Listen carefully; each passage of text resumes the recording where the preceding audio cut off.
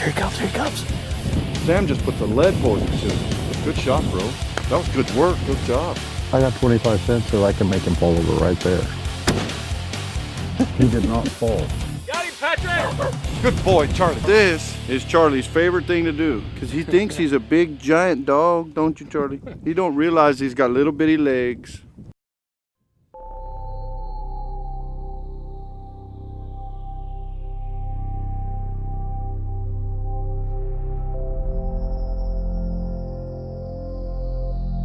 We're here at the Santa Rica Ranch in Coahuila, Mexico. The ranch is almost 50,000 acres, low fence. But what I do try and pay attention to is I try and get rid of the deer that don't belong in the herd. Anytime I have a deer that's an 8-point with real short G3s and he's 4.5 years old or older, I'll usually shoot him. Anytime I'll have a deer with 7 points or less that's 4.5 or older, I will always shoot him. Got the trusty 300 Win Mag sitting right here, ready to rumble. Let's see what happens.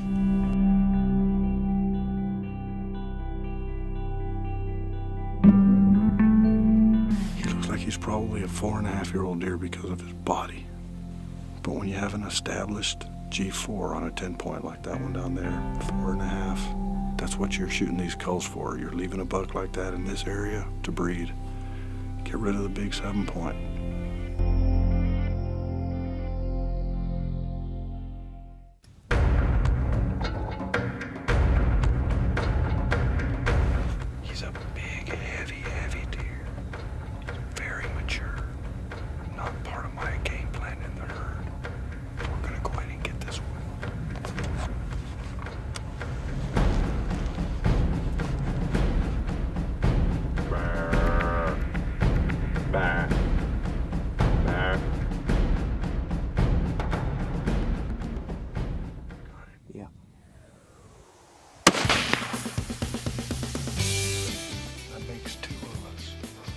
You had him, and I think I got him. It's a real heavy horned deer. Probably a 20s class deer in the 120s. Fully mature, absolutely doesn't fit. In the same area, we've got a beautiful 10-point. It's part of the homework. You gotta take care of the ones that will not help build your herd. That one there isn't a lot of help. Let's go see what we got.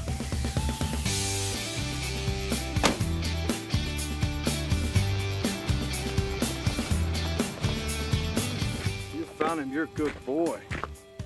Yeah, you are. That's that big 7-point. He's busted himself up a little bit.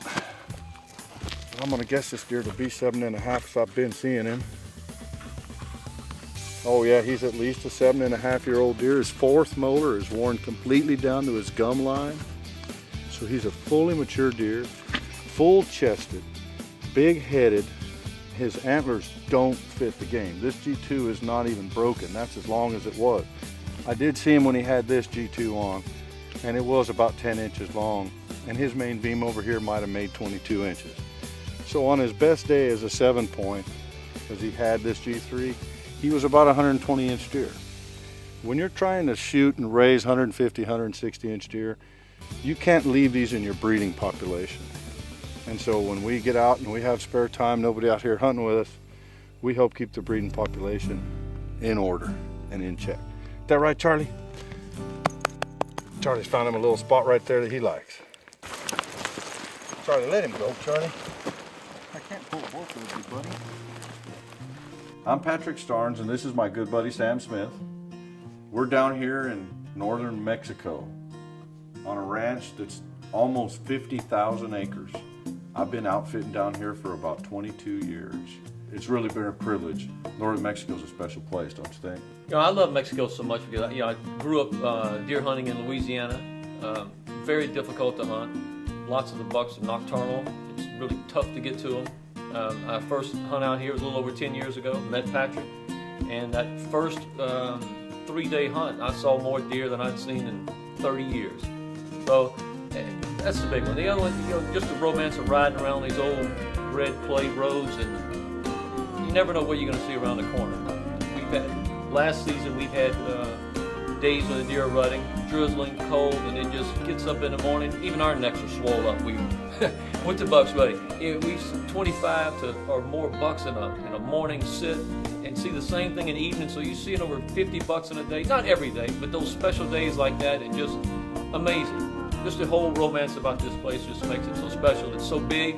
All the neighbors are really big, and you don't have to worry about a deer jumping over a fence and someone's going to shoot him even though he's 3 years old. That doesn't happen here. They die of old age, or we take them out of the herd. My old bones. They're getting cold, Daddy. Had to put on my little I'm chilly gloves and my I'm trying to be a man hat pretty quick.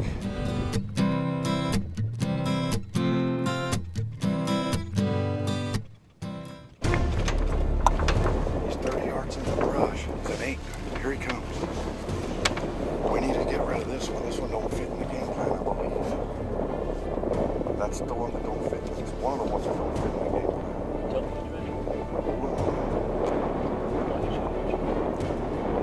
Oh yeah, I think just make sure you're clear shot. Okay, go ahead and put that one down, bro. There.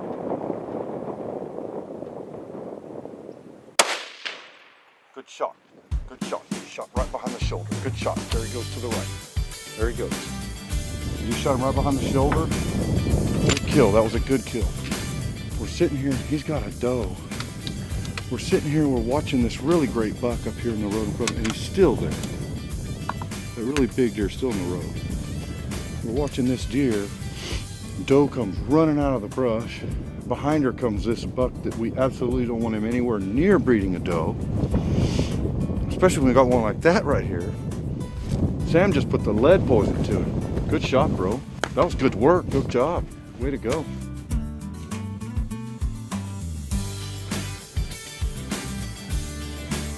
Good boy, Charlie. Good boy. That's my boy. Good kill. Let's age him right quick. Fully mature. Yeah, fully mature deer. Nothing. Oh yeah. He's at least a 7.5-year-old deer. Jawbone completely flat. That's an excellent harvest. Oh my God. Way to go, bro. Good job. That one we need to get rid of. Yeah, our main goal this weekend is to run around here and run into some of these management bucks that we really want to take out. Some of them we've seen already earlier in the season, and some of them we hadn't seen yet.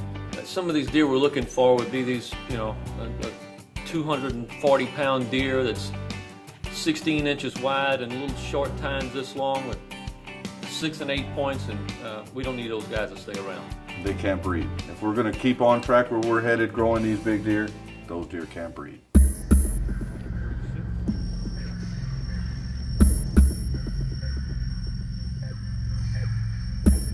Tell me when you're ready.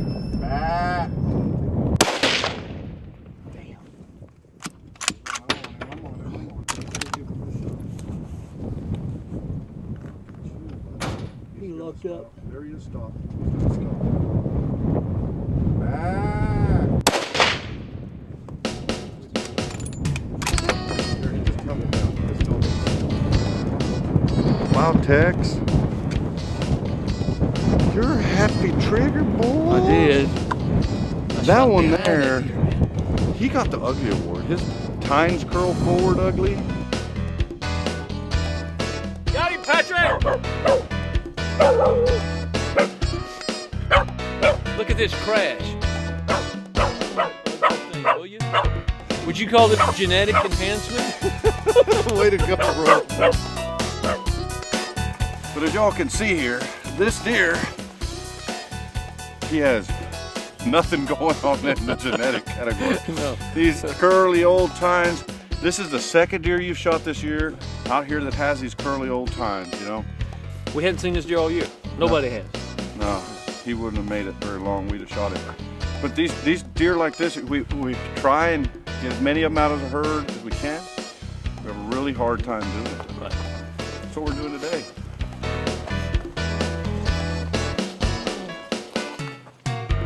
Woo!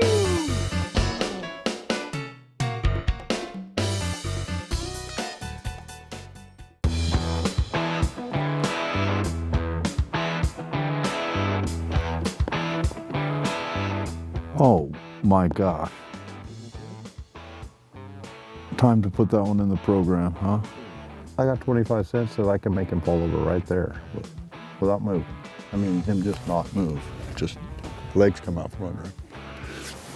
This is another one of those situations of a very mature deer that has just on top of his head and his antler development, it didn't work out. So we're gonna add this one to the list of we did goods. He has to fall in his track, right? No moving, right in his track. Right in his track. Here we go, big boy. I'm gonna crank her on up a little.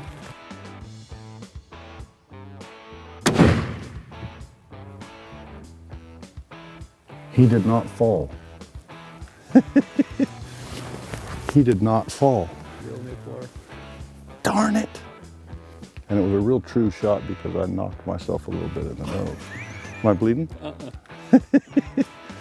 I felt it though, tender spot, tender. He didn't fall in the road, but boy, he didn't go very far. Good guy to put a hunt on a deer like that. He didn't exactly fall, but he took 12 steps, 14 maybe, so the shot was perfect. Let's go have a look. He's just all bent up. His main beams don't even grow straight normal. They're past their prime. They're on their way down. They get like that, you gotta do what you gotta do. You gotta pick up your gun and get rid of them. We gotta let those better deer, y'all have seen a lot of those deer, you gotta let those better deer get in the breeding program. Keep these out. This guy's got all his tines on his head. With this size body, probably weighs over 200 pounds. This size body, nobody wanted to square off to him. Good call, bro. You called him. Yeah, we got rid of that one. That's a good kill there. Stop it. You can't eat them all. Broadside to the right and above it. Take him, Sam.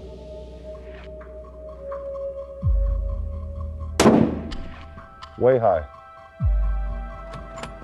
He's right above where you just shot, standing broadside. Walking left. Back, he's going left and high. He's broadside, you can see his head and horns right straight above the big tree. His body's to the right of his head. Walking left. I got him.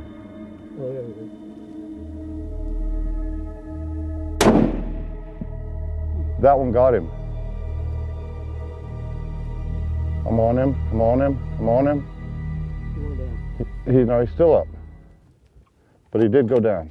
Pretty shooting, Tex. That last shot, I couldn't see him until he jumped up in the air.